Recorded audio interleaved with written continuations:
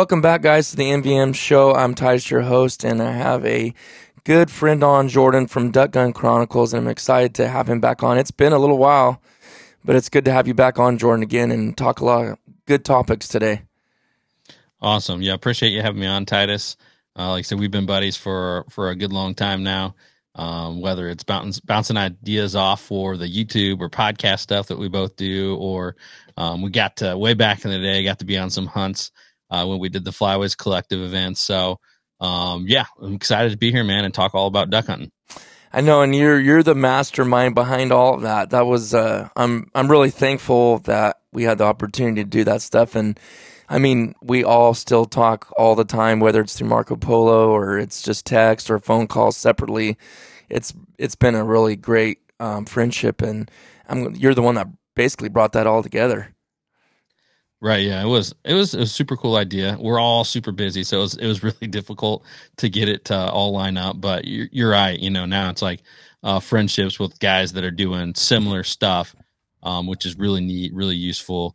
And and the viewers loved it as well. So I think it was a great idea, and maybe someday, man, never say never, we'll have it happen again. Who knows? Oh yeah, I think so. It's just a lot of seems like there's been I know for myself personally there's been moving parts and new job changes and just different things happening, but I feel like that when the dust settles again for me, I think we'll be back at it, and I definitely want to get together. Maybe we'll have some type of alumni get together or something, but that'll be fun. So guys, if you don't know already, just to throw this out there, like I said, Jordan's been on multiple times before, but just a reminder, since it's been a while, Jordan has a Duck Gun Chronicles YouTube channel that has his hunting and reviews and talks about shotguns and this and that. You guys can go check him out there on YouTube. Also, he's got the Duck Gun podcast, great podcast and lots of downloads, tons. And he's actually he's the one that got me into doing this, and I should have jumped on the wagon when he told me the first time. But I thought, I don't got time, this and that. And actually, I enjoy this almost more than my YouTube channel. So check him out, Duck Gun Podcast, and then all his platforms on Instagram, Facebook. Are you on Twitter and TikTok too, or? No, not really. Mostly just yeah. I mean, hit the big ones. YouTube and podcast are the big ones, and Instagram. It's we try to do a little bit of everything. I know we all do, but really, when it comes down to it, if you're following me on Instagram, YouTube, and podcast, then you're pretty well covered. Yeah.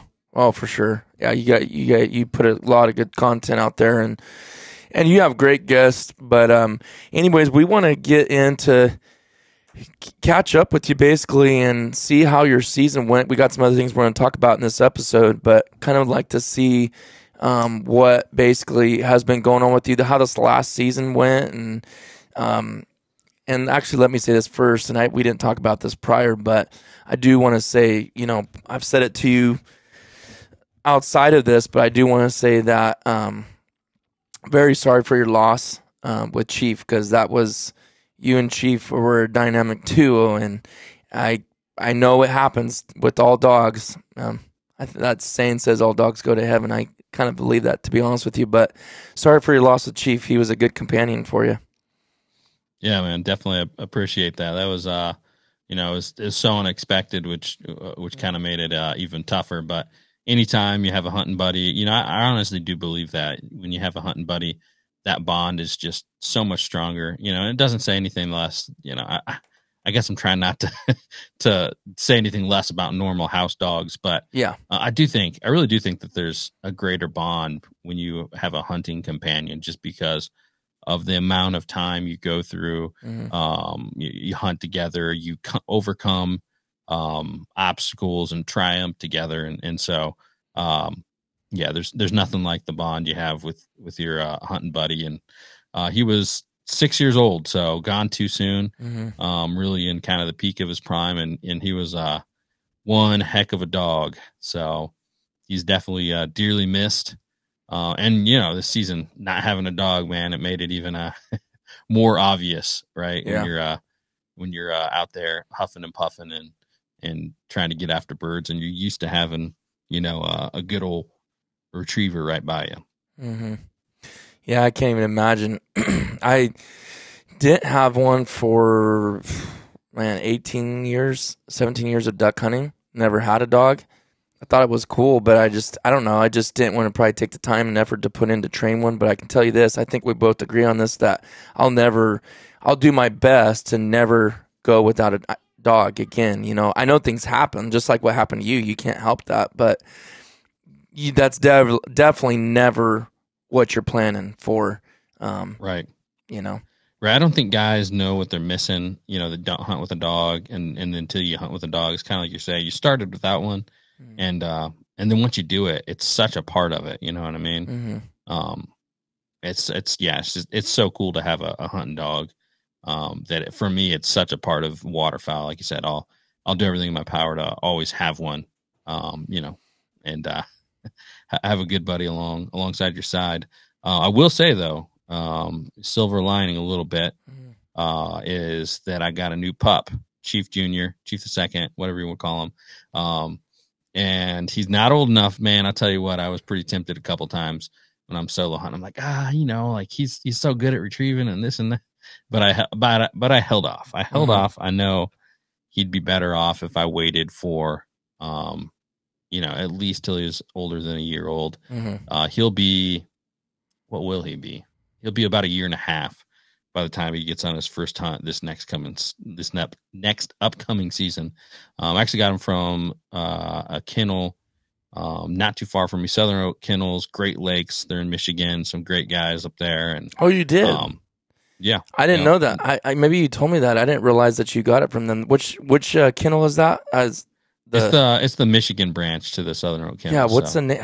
What do they call that one? It used to be Southern Oak Kennels North, and they changed the name to Southern Oak Kennels Great Lakes. Great Lakes. So. Okay, yeah. Wow, that's a good kennel. I know. I don't know if it's just me and you, but I think we like that thicker, blockier look. I don't know about you. I mean, that's what Chief looked like. I don't know if that's something you prefer. Yeah, I do. I definitely do. I mean, I think that's why I go with a male dog a lot of times opposed to a female. Mm-hmm. They just look more masculine, I guess. So I don't know. There's nothing against female dogs either, right? I got buddies that have great female dogs, but I think it is cool to have for me, like you get that dog sitting right on the bow of the boat, chest puffed up, a pile of birds in front of them. For me, that look is just like, it's so cool. So, and Southern Oak Kennels does have some good looking dogs for sure. Yeah. Yeah. They're beautiful. Rio, I don't know if you've seen Rio, that one from the main kennels. He's one of their studs. Man, that dog's a beautiful dog. I'd really like to get a pup from him. That's the plan. He's a black lab? Yeah. Yeah, the plan was actually to get one this year, but I just I'm like, Rocky's only 6, he'll be 7 in November, and I know I want to get one trained up, right? Like by the time Rocky's getting older and can't go as much, but it's like I'm just not quite ready to do the work that it takes. So, yeah, and for you, I mean, that's kind of what you got thrown into, is basically now you got to do that work a little bit earlier than you would have normally had to. How's that going, by the way?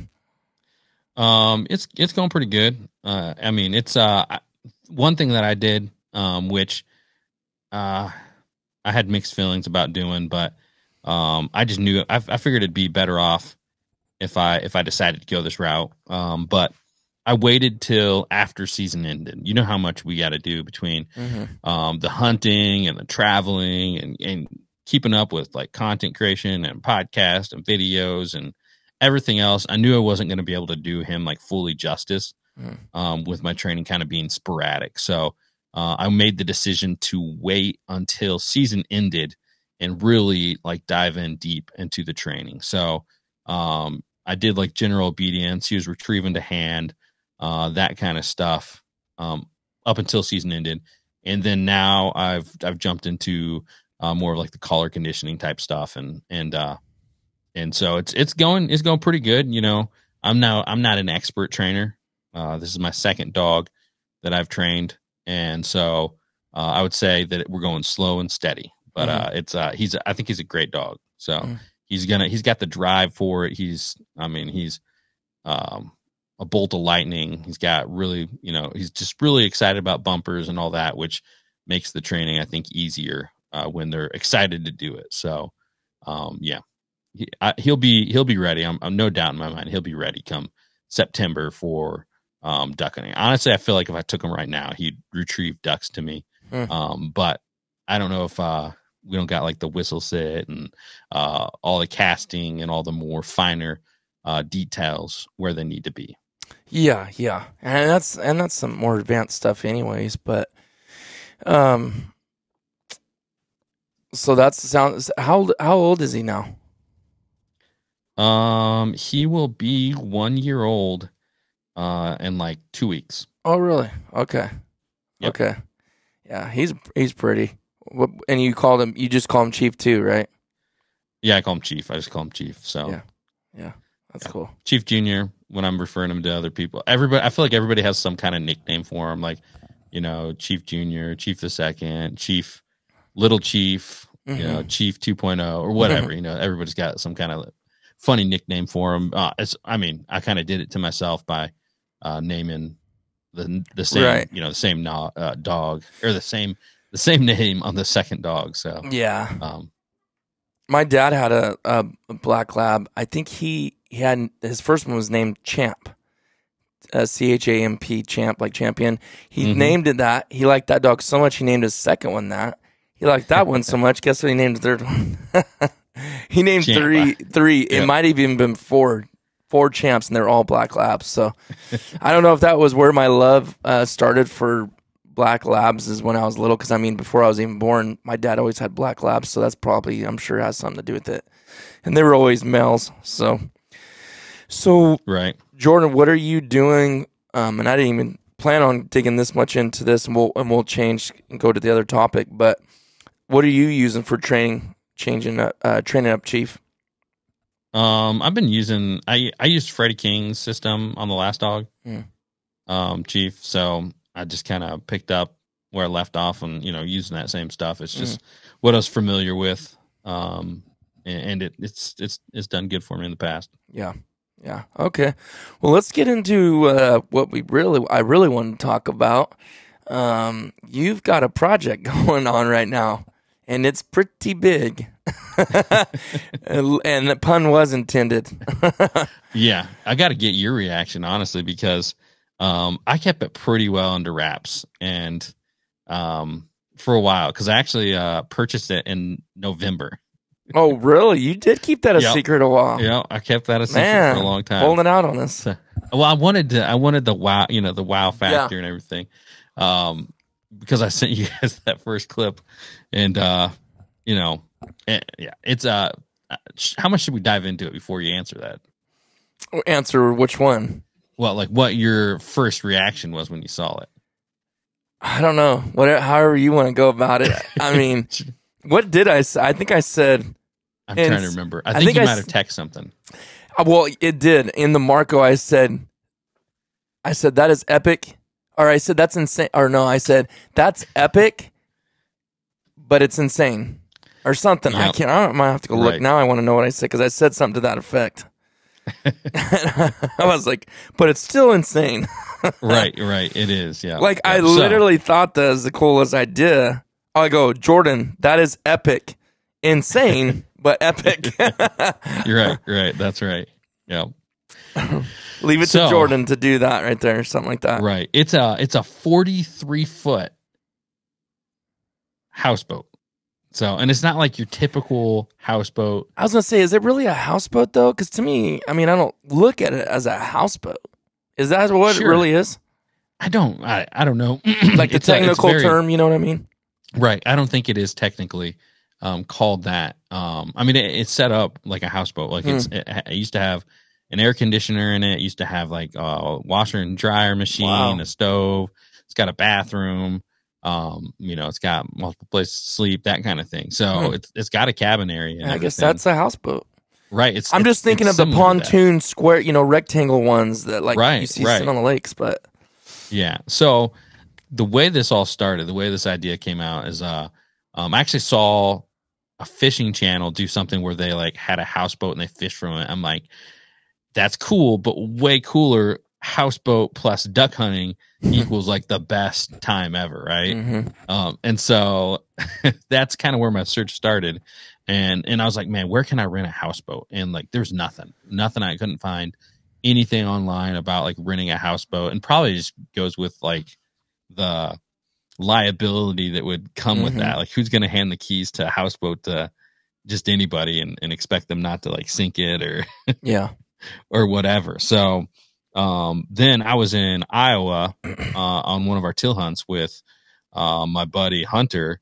He's co-host of the podcast as well. But and we're walking through a marina, and there's like all these houseboats. I'm like, dude, I've had this idea for like content, and I need to figure out like how to rent one of these houseboats.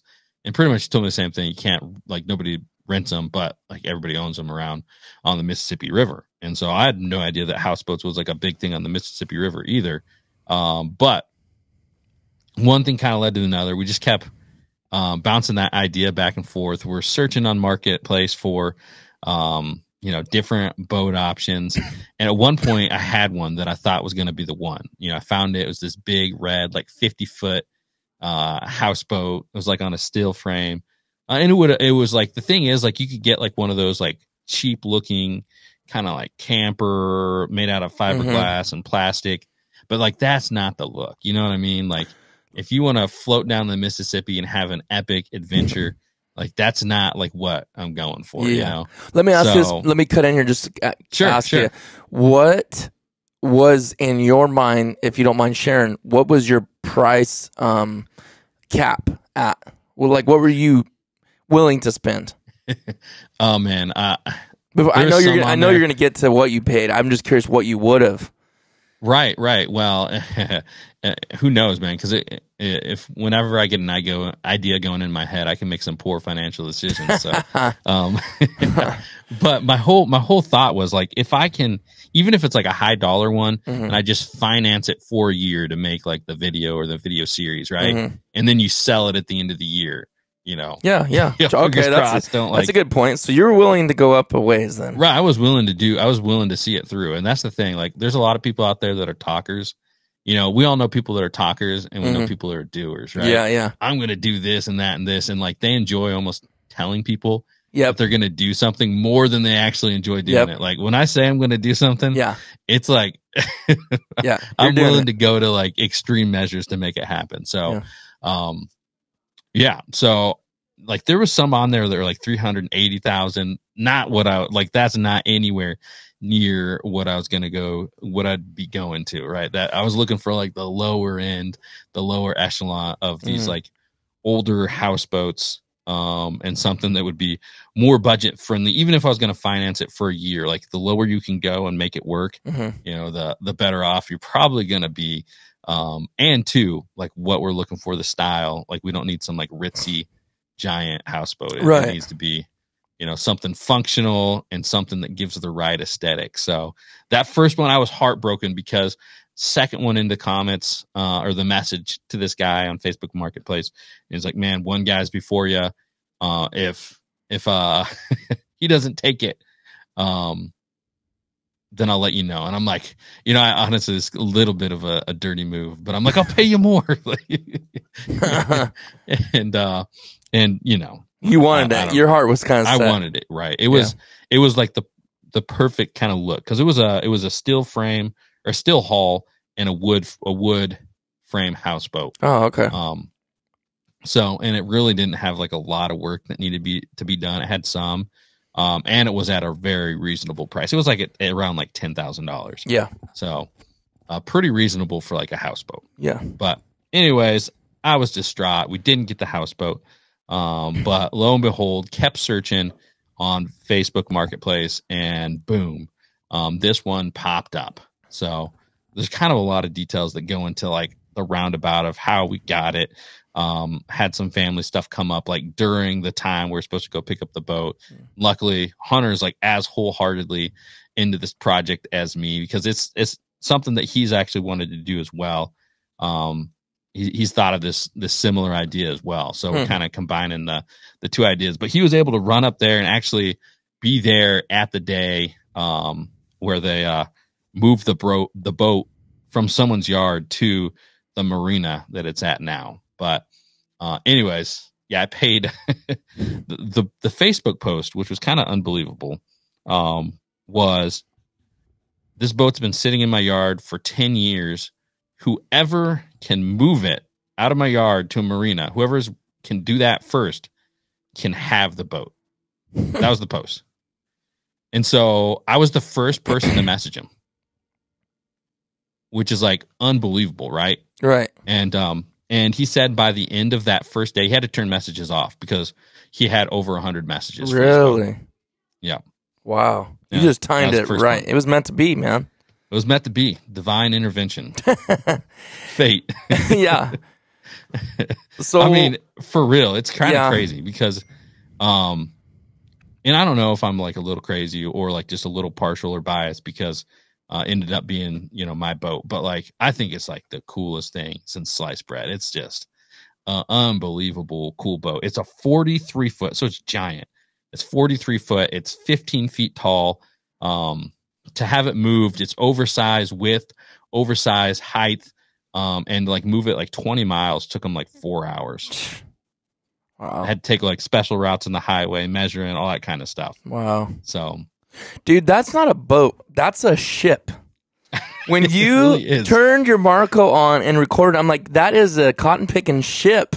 Right. Like, which is epic. Like, to me, like, that's why I said it. That's not a houseboat. That's like a house ship. Like, yeah.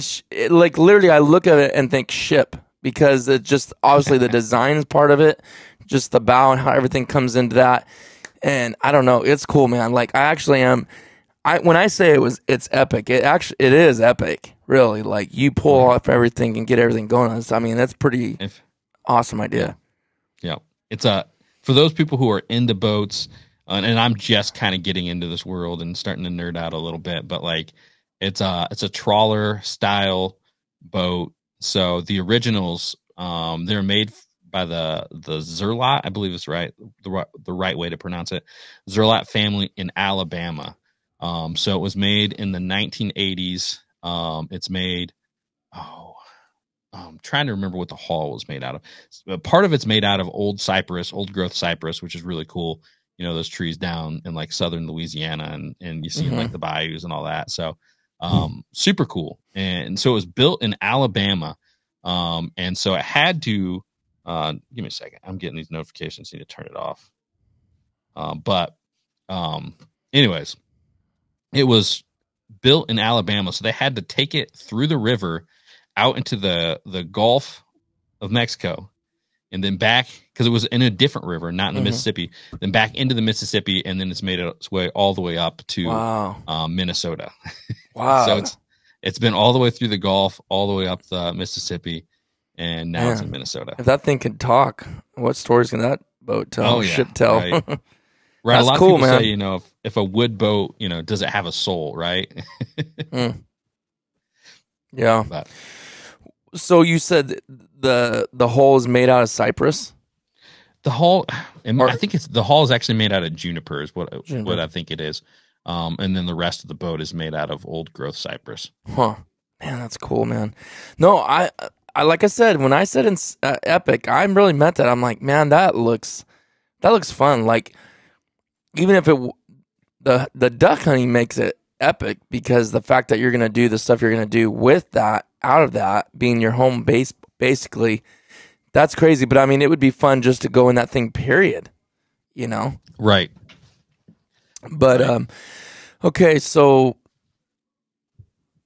what? Yeah, so the plan, do you want to know the plan for how what exactly we're doing? I do. I got a lot of questions. That's why I was sitting there pausing because I'm trying to think which one. But figure out which route to go. Yeah, let's go to the plan. Right. So the whole idea of it was, something that I've kind of been known to do on my channel is kind of like chasing the openers. And so that's kind of where like the idea was born. It's like, how do I, one up kind of the normal chasing the openers I've done, in the past I've done, down Michigan. That's kind of how it started. How do I extend my season? I'm like, well, I could go up to the South Zone of Michigan. So I go to the South Zone of Michigan. I'm like, how do I extend it again? I go to the Central Zone of Michigan, then the South Zone of Michigan, then, northern Indiana opener.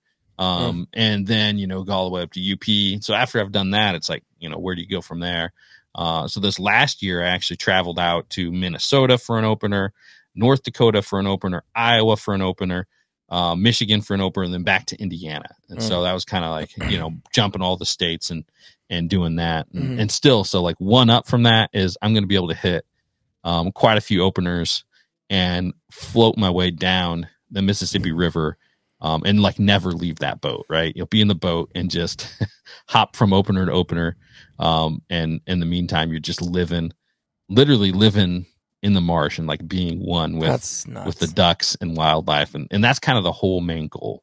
That's crazy.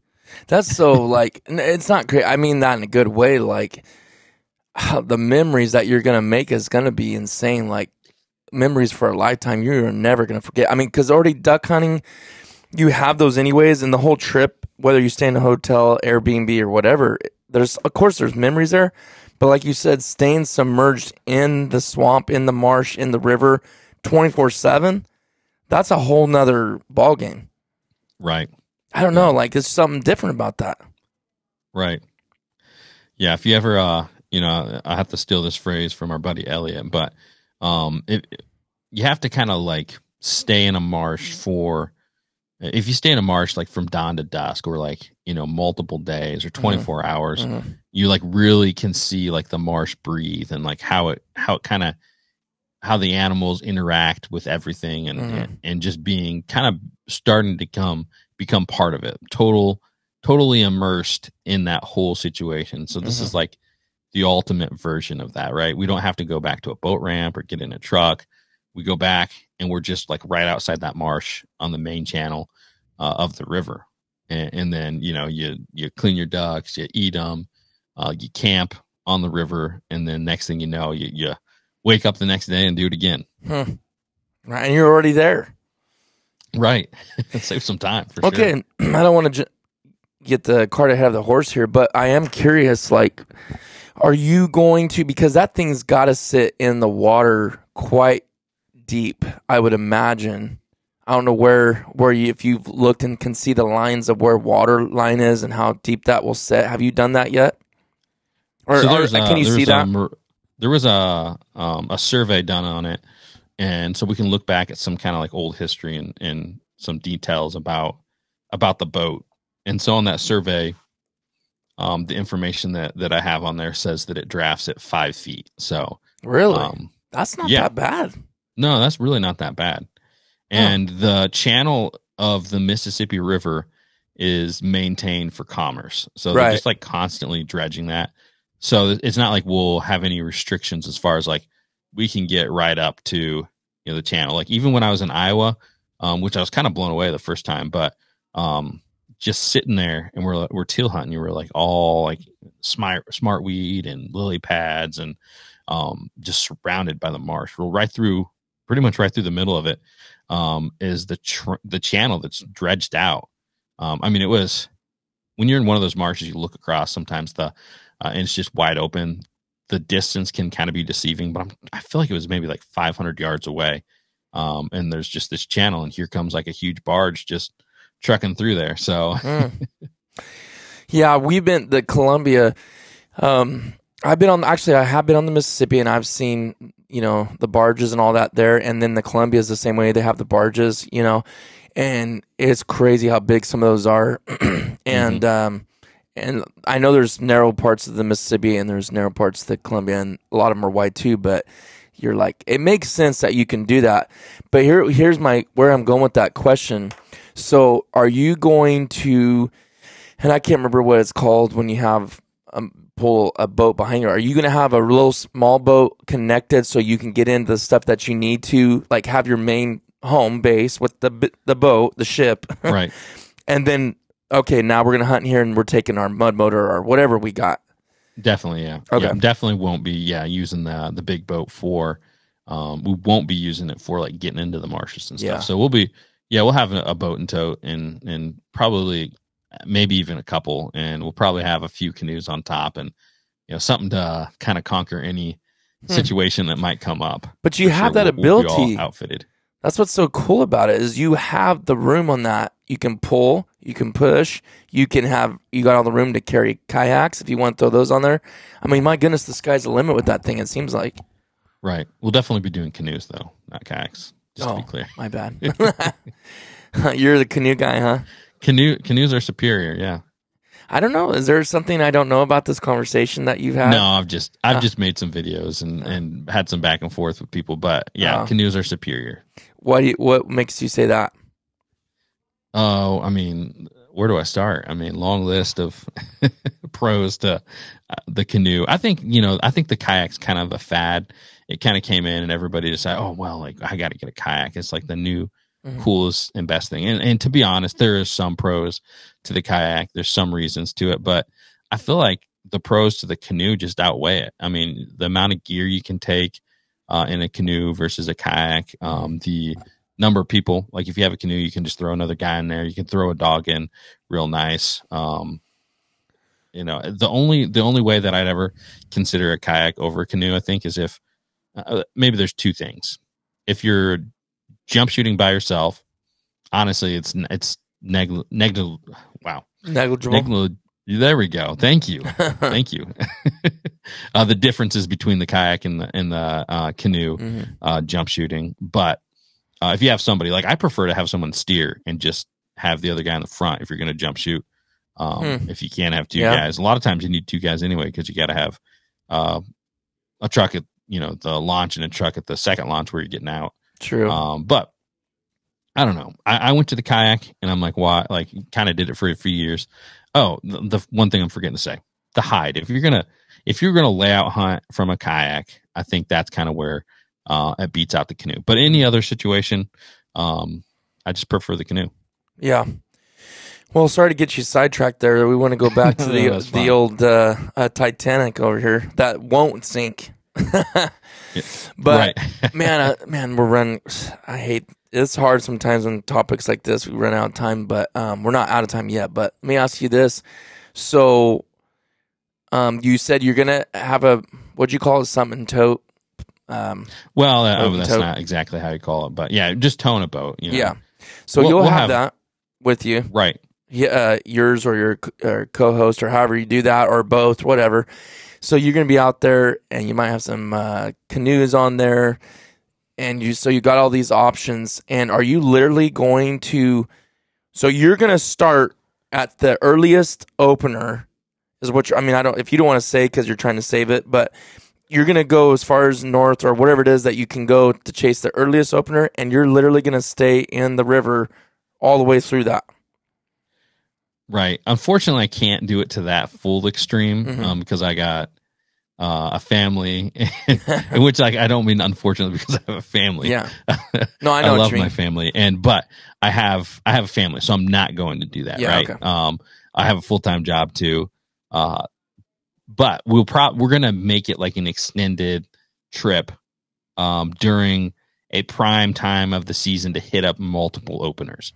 I'm not gonna say the exact dates yet because some of that's up in the air, but with states on both sides of the river and different openers, and also dates aren't out yet, so we haven't 100% nailed it down. But so I mean, we got Minnesota on one side of the river, we got Wisconsin on the other side of the river, we got Iowa, then Illinois, and they kind of all open up on different days. So there's a bunch of variety right there in that area alone, close to where we're starting. So, what do you think the longest you'll stay in that? You like what is your goal for your longest trip? I'd love to do. I would have loved to do 2 weeks plus weekends or something like that to really kind of like extend it. But I think kind of what I've kind of decided to do is do something early. So it might be more like a 10-day trip early out there in the boat, hitting up multiple states and openers, and then returning for another 10-day trip, but kind of more in the prime time of the migration where you got flight days and tons of birds migrating down the Mississippi. So getting a little bit of both worlds in there. We'll get like the openers, which I've always done, and then instead of continuing down, because we could continue down the chasing the opener thing or even do it like weekends, but instead we're gonna switch it and really be out there in like the cold conditions and really I feel like that's more of a more epic time to be out there, right? When you're fighting the elements and fighting the cold and hopefully snow and all that kind of stuff along with it, opposed to just like, okay, we're going to hit the openers early in the year. Mm-hmm. Man, that's gonna be awesome. I can't even, that's unlimited content right there. That's for sure. It'll be really cool. It'll be definitely really cool. Not only that, but like, you know, it's like you said, the hunting will be epic, but then it's just living it will be epic too. It's like coming back to the boat, you know, cleaning your birds, cooking them there, and just living in the marsh. Mm-hmm. You know, it's a Airbnb on steroids. Literally, it's awesome, man. So how's the health of the hull on the out, like everywhere that's in the water? Is that doing pretty good? Because I mean, it looked like in the video that I seen the hull, it's like I'm talking about what's in the water. It looked good, right? Yeah. So it's I think it's gonna be all right, but I don't know. To be honest, I'll be 100% honest. I don't know.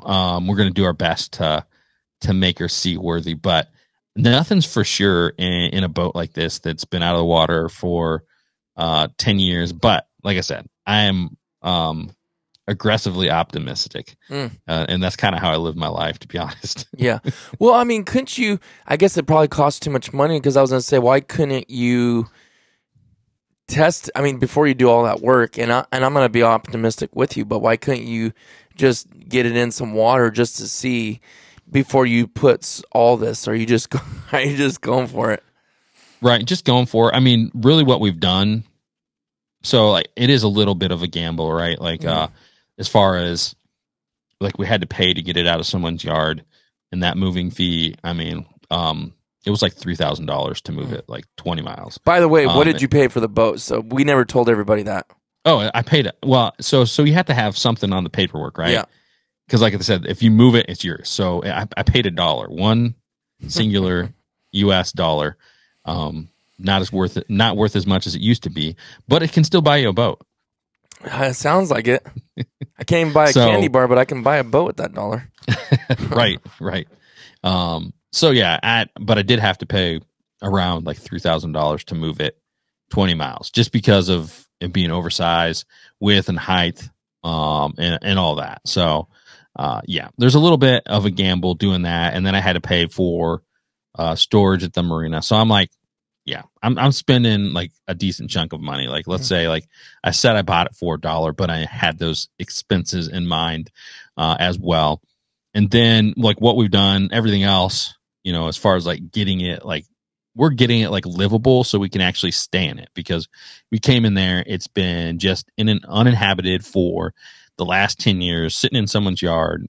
Squirrels have been living in it. There's squirrel nest and acorns and walnuts and, you know, in every crevice. And so we've been cleaning it out and making it so it's like somewhere we can actually stay while we work on it. And then we kind of started on some renovations to make it how it's going to be when we're out hunting as well. So, yeah, like I said, I'm aggressively optimistic. There's still a chance that it doesn't float. So, you know, the next part we got to do, we got to actually rip out all the old caulk in the seams. We got to sand it down, and then we got to recaulk it. And so ripping it down, like sanding it and taking all the caulk out, like we're talking like 6 guys and like an 80-hour weekend of, probably not an 80-hour. That's an exaggeration, but a lot of hours if you combine everybody's hours together. I don't know what. But you're talking about the whole, right? Right, yeah, we're gonna have to do the whole haul. We'll you might not be wrong in those numbers, because I was a painter for several years, and I'm thinking about every slot, trying to get the caulk out, and then doing it again, recaulking it.